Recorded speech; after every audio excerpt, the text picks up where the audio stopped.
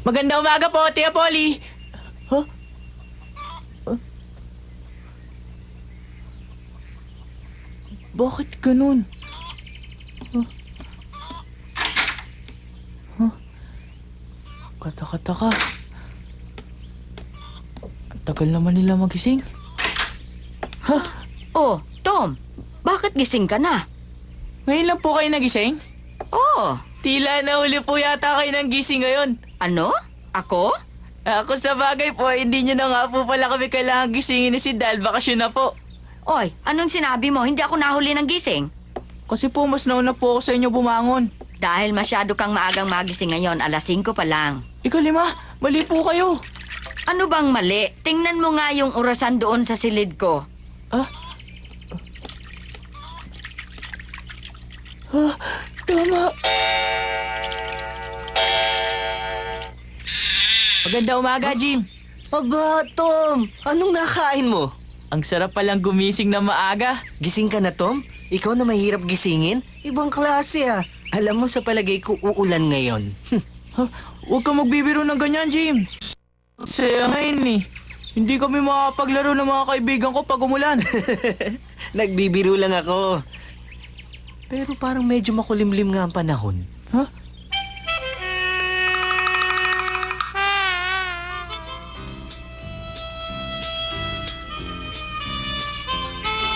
Alam mo, nagkakausap-usap sila dun sa paligid ng balon. Tuwing umaga yon, masarap makinig sa kanila eh.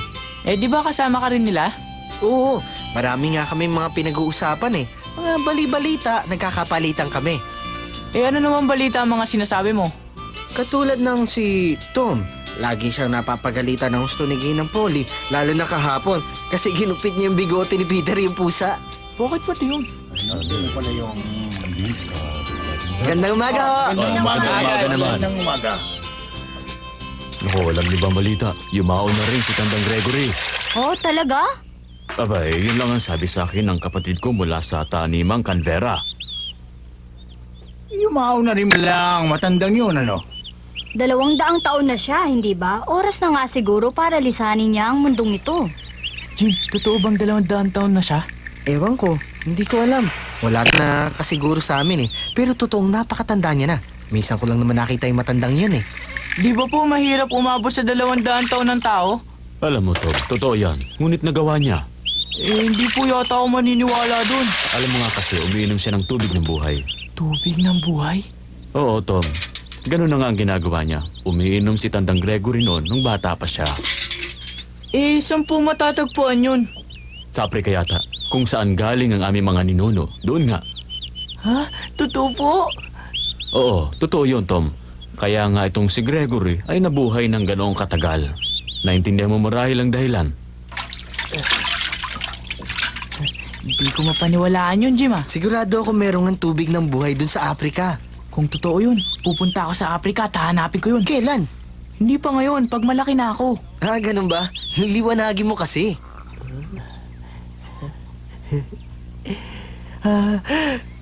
Gising na, Sid! Mahuli ka na sa pagpasok!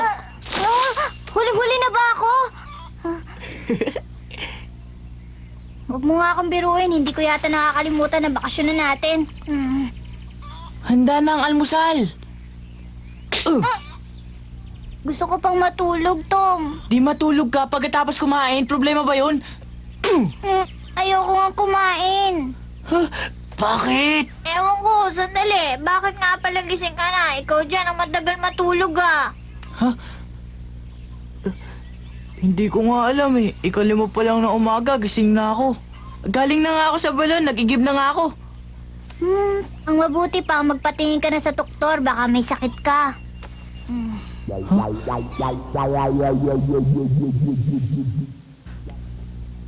Talagang nagulat ako dahil maagang nagising si Tom. Ako rin.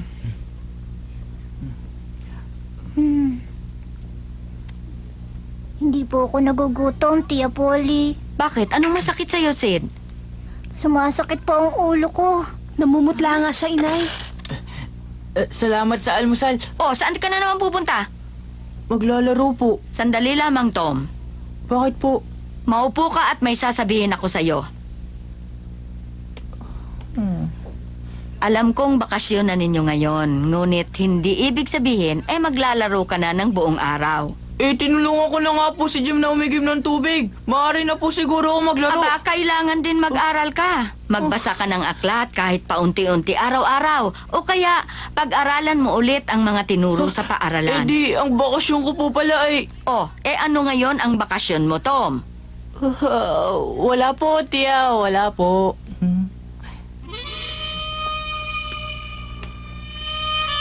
Sasabihin ko sanang ang bakasyon ko ay masisira. Kung mag-aaral din ako ngayong bakasyon, hindi na bakasyon sa akin to. Ba't pa nagkaroon ng bakasyon?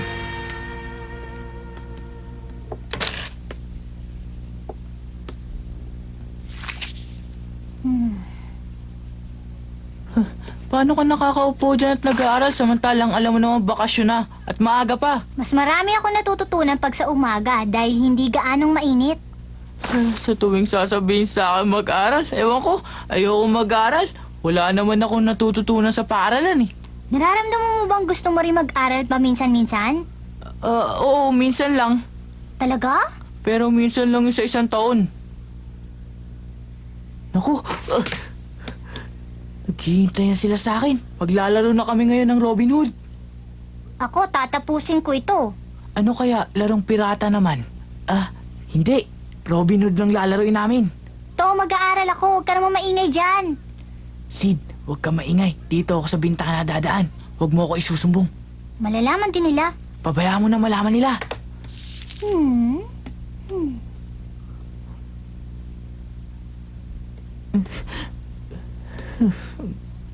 Nagbago ba ang isip mo? Mag-aaral ka muna bago maglaro? Hindi, biglang umulan eh. Alas!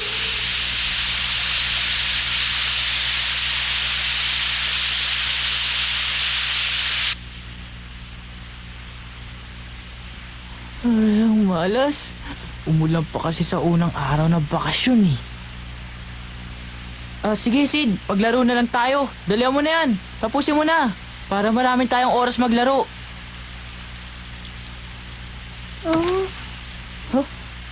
Ano nangyari sa'yo? Sid, hoy.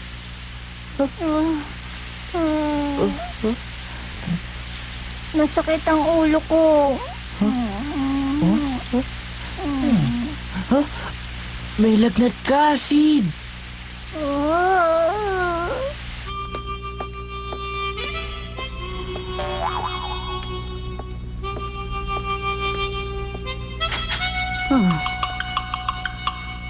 Inay, kailangan patawag na po tayo ng doktor. Ang taas ng lagnat ni Sid. Paano ba naman to? Malakas ang ulan.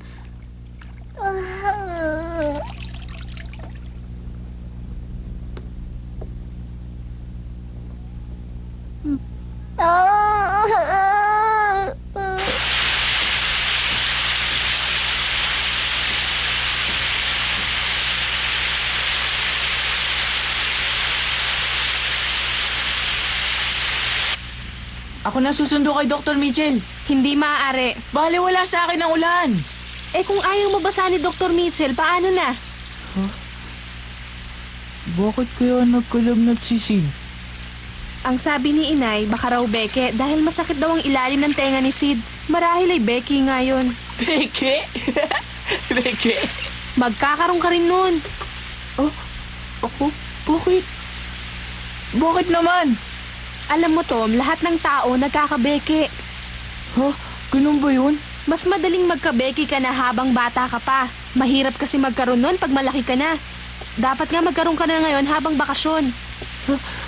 Ayoko nga! Hindi ako magkakaroon ng beke kahit kailan! Magpapahinga ka lang naman ng 1 linggo, Tom. Pagkatapos nun, wala ka nang aalalahanin pa.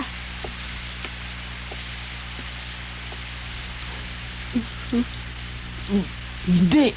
Ayoko! Pag nagka-beke ako, 1 linggo mawawala sa bakasyon ko. Ayoko! Kung may beke po ba si Sid, magkakaroon din po ako? Oo, maaari. Baka nga nahawa ka na sa kanya. Dala mo na ang mikrobyo. Wala pong masakit sa akin. Wala po akong lagnat. Kung ganon, baka hindi beke ang sakit ni Sid. Malaking gulo sa akin to, doktor. Ano? Eh bakit ka magugulo kung hindi naman Becky ang sakit ni Sid? Ang ibig ko pong sabihin, ayoko pong mahawa ng sakit na Beke. Wala naman taong gustong magkasakit. Ganun nga po. Ngayon lang po nagsimula ang bakasyon namin at gusto ko pong maglaro ng buong bakasyon. Ayoko pong magkasakit. Tama ka. Eto po. Salamat. Dok, huwag niyo po akong hayaan mahawa ng Beke. Ano? Hindi ko magagawa yon. Bakit po? Kung may Becky nga si Sid, ang mikrobyo nun ay nasa iyo na. Huli na ang lahat. Wala akong magagawa. Naku po. Tena, kailangan ko matignan si Sid kaagad. Ang may hirap ay kung hindi yun Becky. Sana nga'y Becky lang. Sana po, hindi Beke.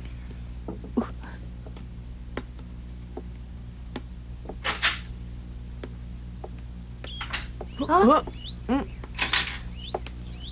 Sasama ka ba sa akin? Doktor, hindi pa po ako uwi. Siya. Sige.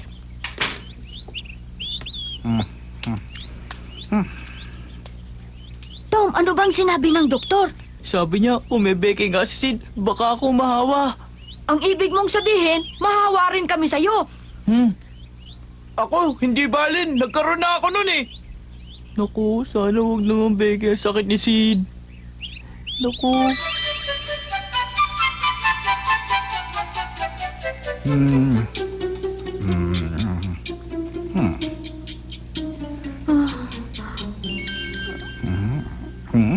Tama nga kayo ng hinala. Becky nga. Pag namagana dito yan, mawawala ng lagnat niya. Salamat na lang at Becky nga. Lahat naman ng mga bata ay talaga nagkakabeke. Ang biling ko, wag palabasin si Sid ng 1 linggo. Opo. Ay, ang hirap nito. Baka may Becky na rin si Tom ngayon. Ingatan niyo siya. Ay, naku naman. 2 bata ang may beke sa unang araw ng bakasyon. Ay. Kondiba! Sige! Kondiba!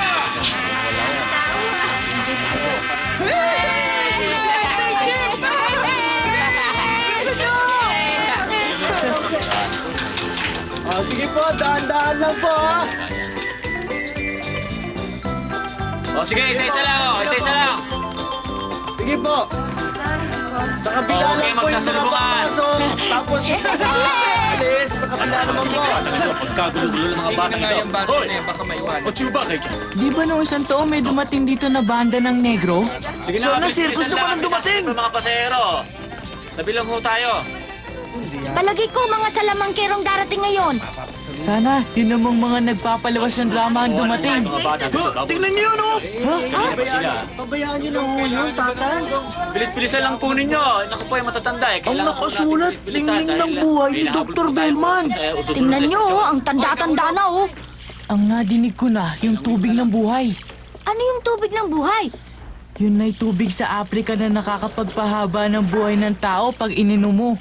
Talaga? Mawalang galang na. Alam nyo ba kung nasaan dito ang hotel? Opo, sa tabi po ng bahay inuman. Saan naman ang bahay inuman? Nasa tabi po ng hotel. Ganun ba? Mukha yata malabo yung sagot mo ah. Mga bata, maaari nyo ba kaming samahan doon sa hotel? Opo, ano po yung ningning ng buhay ni Dr. Bellman? Ano ka mo? Ay, tanda akin yan. Hindi nyo ba alam ang ningning ng buhay? Hindi po.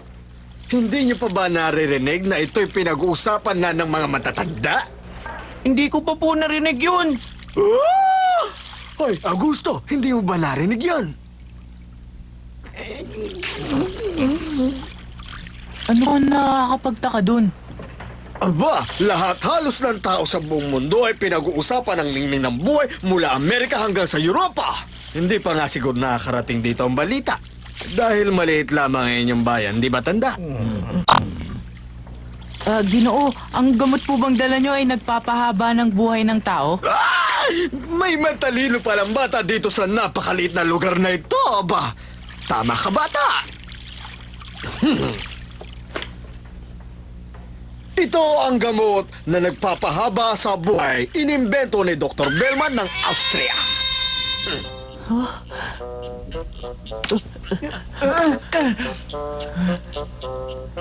Ipagbibili nyo po ba yan? Tama ka na naman, bata. Nang mahal? Ganito kasi yan. Lamang ng gamot na ito sa isang basong tubig at hindi na magkakasakit kailanman. At kung magkasakit ka man ay hindi magiging malubha di tulad ng ibang tao. Hindi ba't napakagaling na gamot nito, bata?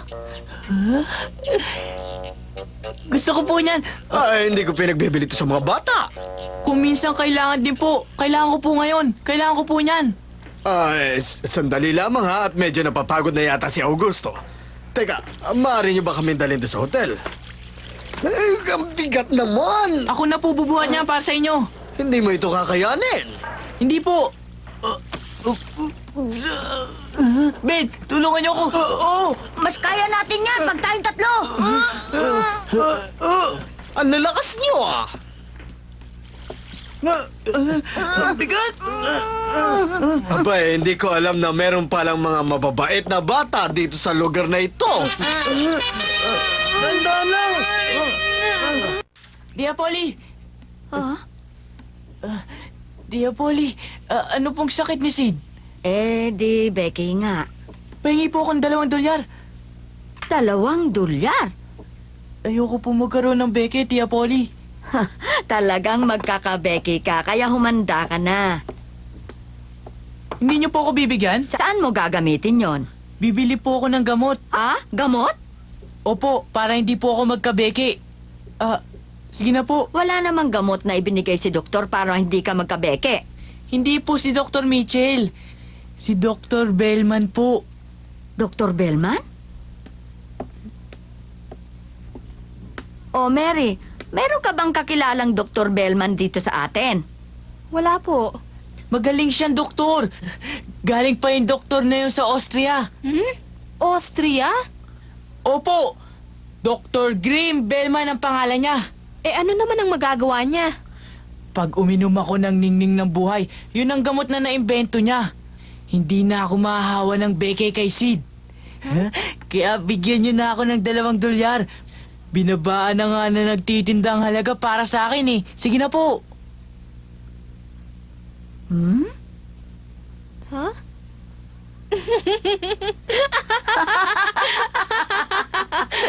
Anong tinatawa-tawa niyo? Tom, gusto ka lang nilang dayain. Wala pang ganong klaseng gamot. Huwag kang maniwala doon. Niloloko ka lang nila.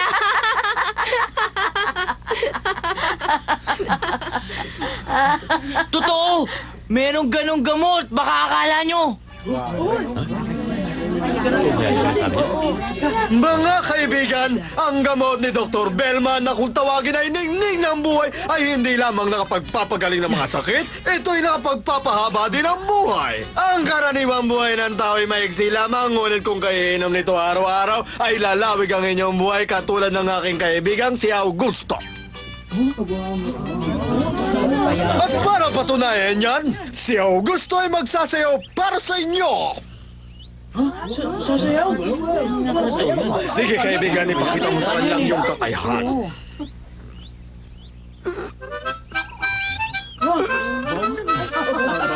Makapagsayaw mata na.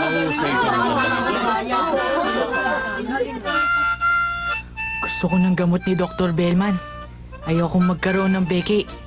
Ayokong mahiga ng 1 linggo. Sayang ang bakasyon ko eh.